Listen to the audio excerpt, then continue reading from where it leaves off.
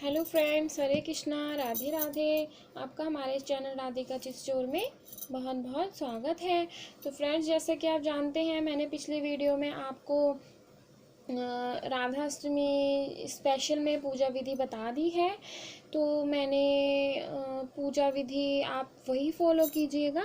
तो अब मैं आपके लिए लेकर आई हूँ कि हम अपनी राधा प्यारी को राधाष्टमी वाले दिन, उनके जन्मदिन वाले दिन, उनको क्या भोग लगाएं और क्या ना करें, और इसका शुभ मुहूर्त। ठीक है, तो आइए हम शुरू करते हैं। ज़्यादा ना बोलते हुए, मैं कोशिश करती हूँ कि वीडियो ज़्यादा लंबी ना हो, लेकिन बातचीत करते हुए वीडियो लंबी हो ही जाती है। तो आइए हम शुरू करते हैं। तो सबसे पहले मैं आपको बताऊंगी कि हम राधा जी को क्या भोग लगाएं।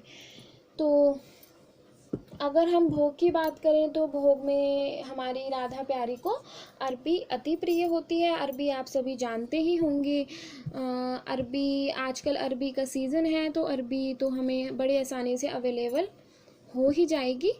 तो अरबी अति प्रिय होती है इनको। और अगर आप चाहें तो इन्हें खीर का भी भोग लगा सकते हैं, क्योंकि खीर भी इन्हें बहुत प्यारी होती है। आप शायद नहीं जानते होंगे कि एक बार की बात है जब श्री कृष्ण जी और राधा जी, हमारी राधा प्यारी श्री कृष्ण जी से रूठी हुई थी। तो हमारे श्री कृष्ण जी ने किसी वन में खुद से चूल्हा बना के, कहीं से लकड़ी का जुगाड़ करके उन्होंने जब खीर बनाई और हमारी राधा प्यारी को पूछा कि आप खीर खाएंगी, तो हमारी राधा प्यारी ने खीर खाने के लिए मना कर दिया कि नहीं, क्योंकि वे इनसे रूठी हुई थी। तो उन्होंने मना कर दिया कि वह खीर नहीं खाएंगी। तो हमारे कन्हैया जी थोड़े छलिया हैं, उन्होंने क्या करा कि खीर बनाई और वो साइड में कहीं पे जाके छिप गए। वो देखना चाहते थे कि राधा प्यारी खीर को खाती हैं कि नहीं। और उस समय हमारी राधा प्यारी को इतनी भूख लगी हुई थी कि उसका कोई हिसाब नहीं है। तो उन्होंने क्या करा, उन्होंने देखा कि कन्हैया जी यहाँ पे नहीं है, लेकिन उनको क्या पता था कन्हैया जी उनको छिप कर देख रहे हैं। तो ये उन्होंने जानबूझ के किया था, क्योंकि कन्हैया जी तो हमारे श्री हरि विष्णु जी हैं, वे जानते हैं, वे जानते ही थे कि हमारी राधा जी खीर ज़रूर खाएंगी।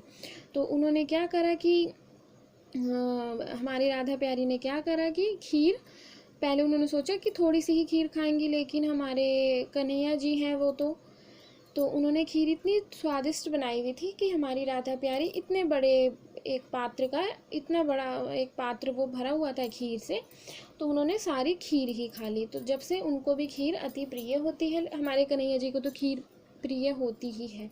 तो आप खीर का भी भोग लगा सकते हैं। तो अरबी में आप क्या बना सकते हैं, अरबी में आप हलवा भी बना सकते हैं, अरबी की तरीदार सब्ज़ी भी बना सकते हैं, सूखी अरबी भी बना सकते हैं। सूखी अरबी का मतलब आप अरबी को पहले उबाल लें, फिर जैसे हम आलू जीरा बनाते हैं ना, उस तरीके से सूखी अरबी भी बना सकते हैं। तो आप अरबी के और भी कई व्यंजन होते हैं बढ़िया बढ़िया से, स्वादिष्ट से, वो भी बना सकते हैं। तो ये तो हो गई हमारे जब से जो हमारी राधा प्यारी को सबसे अति प्रिय है, अरबी और खीर की बात। तो इसके अलावा हम और किस चीज़ का भोग लगा सकते हैं, तो आप उनको 56 भोग भी लगा सकते हैं, जो हमने जन्माष्टमी में कन्हैया जी को लगाया था, वो भी लगा सकते हैं। इसके अलावा आप फल का भोग लगा सकते हैं, मिठाई का भोग लगा सकते हैं, अन्न का भोग लगा सकते हैं। अन्न मीन टू से कि पूरी, हलवा, कोई सब्ज़ी या कुछ भी और अन्न। ठीक है, तो और 56 भोग की बात, अगर 56 भोग अरेंजमेंट नहीं कर सकते हैं इतनी जल्दी जल्दी, क्योंकि सुबह का टाइम होता है, तो 56 भोग अरेंजमेंट करना थोड़ा दिक्कत भी आ सकती है। तो आप 56 भोग के अलावा भी उन चीज़ों का भोग लगा सकते हैं। 56 भोग रहने दीजिए, आप फल मिठाई तो इस्तेमाल, फल मिठाई का भोग तो लगाएंगे ही। तो ये हो गई हमारी भोग की बात। तो आप पान भी भोग में ज़रूर शामिल करें, क्योंकि हमारे बांके बिहारी जी को पान भी बहुत अति प्रिय है। तो आप पान भी शामिल कर सकते हैं, लेकिन मीठा पान ही बनवाएं और 2 पान बनवाएं। ठीक है, क्योंकि कन्हैया जी को भी पान प्रिय है, और जाहिर सी बात है, कन्हैया जी को पान प्रिय है तो हमारी राधा प्यारी को भी प्रिय ही होगा। तो आप दिन में क्या करें, दिन में आप भोग लगाने से पहले, उनकी स्थापना से पहले मैंने पूजा विधि बताई है। पूजा विधि के बाद आप क्या करें कि आप दिन में कथा पढ़ें, क्योंकि जैसे हमने कृष्ण जन्माष्टमी में किया था कि हम 12 बजे के बाद पूजन करते हैं, वैसे हमने दिन में 12 बजे के बाद ही करना है, ठीक है।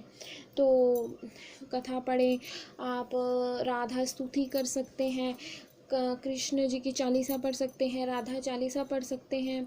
बहुत से राधा जी के ऊपर कई बुक भी मिलती है, एक राधा चालीसा होती है, वो भी पढ़ सकते हैं, ठीक है। लेकिन आरती जो है वो आपने सबसे लास्ट में ही करनी है, क्योंकि आरती भोग लगाने के बाद ही की जाती है। और मैं आपको एक बात बता दूं कि आप जो भी भोग लगाएं उसमें तुलसी दल ज़रूर रखें। क्यों तुलसी दल इसलिए रखें, क्योंकि तुलसी दल कन्हैया जी को प्रिय है, लेकिन राधा जी को तुलसी दल प्रिय नहीं है। तो आप क्या करें कि जो तुलसी दल होता है ना, वो राधा जी के हाथ में रख दें, या अगर हाथ में नहीं रखना चाहते तो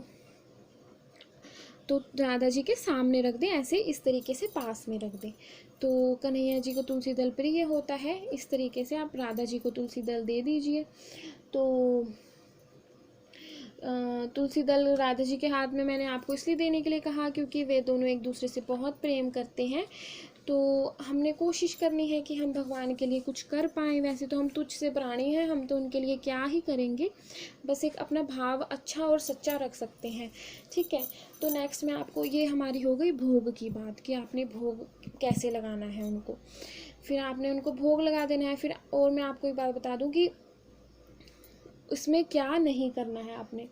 तो सबसे पहले तो आपने अरबी का भोग लगाना नहीं भूलना है। अगर आप जानते हो तो इन दिनों में जब राधाष्टमी आती है तो मथुरा, वृंदावन और हमारे बरसाना में खूब बड़े बड़े धूमधाम से लोग मनाते हैं, और खूब बड़े बड़े रास्तों में लंगर लगे हुए होते हैं। तो वैसे तो हम राधाष्टमी के समय में कभी वृंदावन गए नहीं हैं, लेकिन हमने कभी टीवी में देखा है, कभी फ़ोन में देखा है, और सुना भी है अपने बड़े बुज़ुर्गों के मुँह से कि वहाँ पे लोग खूब धूमधाम से मनाते हैं। आजकल तो कोरोना चला हुआ है, आजकल तो शायद नहीं होगा, लेकिन हमारे राधा प्यारी को थोड़ी कुछ फ़र्क पड़ता है कि कोरोना हो चाहे कुछ मर्जी हो। अपना तो हम अपने घर से तो हम उनको बरसाना में बैठे बैठे भोग लगा ही सकते हैं। तो आप अरबी ना भूलें, अरबी का भोग ज़रूर लगाएं।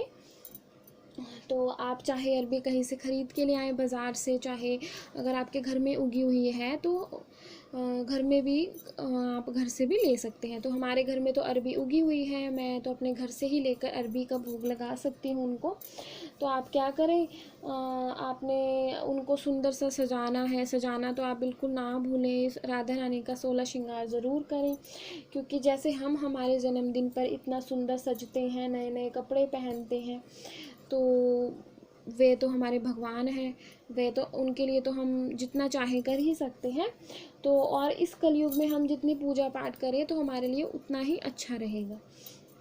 तो आपने क्या करना है, ये चीज़ आप ना भूलें कि हमारे कृष्ण कन्हैया और हमारी राधा प्यारी एक ही हैं। उनका नाम अलग है राधा और कान्हा, लेकिन उनका स्वरूप अलग है, लेकिन वे दोनों हैं एक ही, ठीक है। तभी हम गाते हैं ये भजन, हम गाते हैं ना कि राधे राधे चलो जपे राधे राधे जपो चले आएंगे बिहारी। तो ये भजन इसलिए है, हम राधे राधे जपेंगे और हमारे कन्हैया जी हमारे दरवाजे पे आके खड़े हो जाएंगे और हमें पता भी नहीं चलेगा, ठीक है। तो ये मैंने आपको बता दिया है कि आपने क्या नहीं करना है।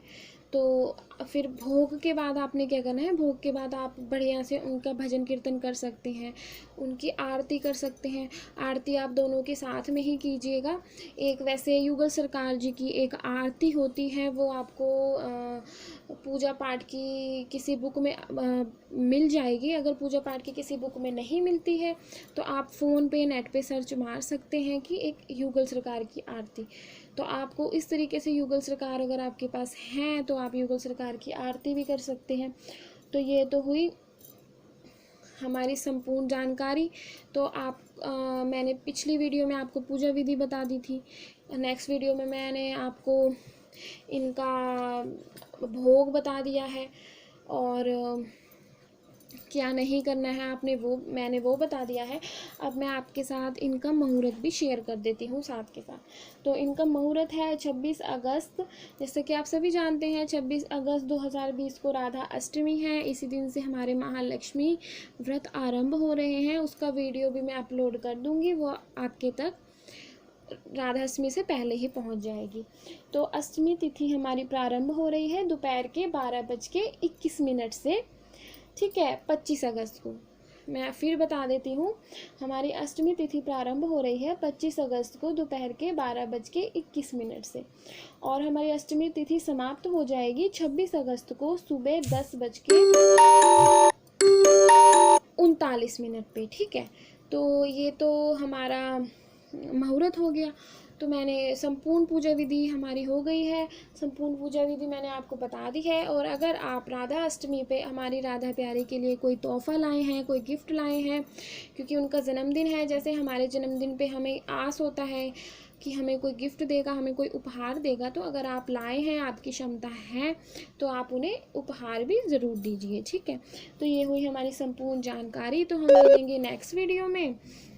तब तक के लिए आप हमारे इस चैनल राधिका चित्रचोर को लाइक करें, शेयर करें, सब्सक्राइब करें, कमेंट्स करके बताएं कि आपको हमारी ये वीडियोस कैसी लग रही हैं। तब तक के लिए हरे कृष्णा, राधे राधे, राधे राधे फ्रेंड्स।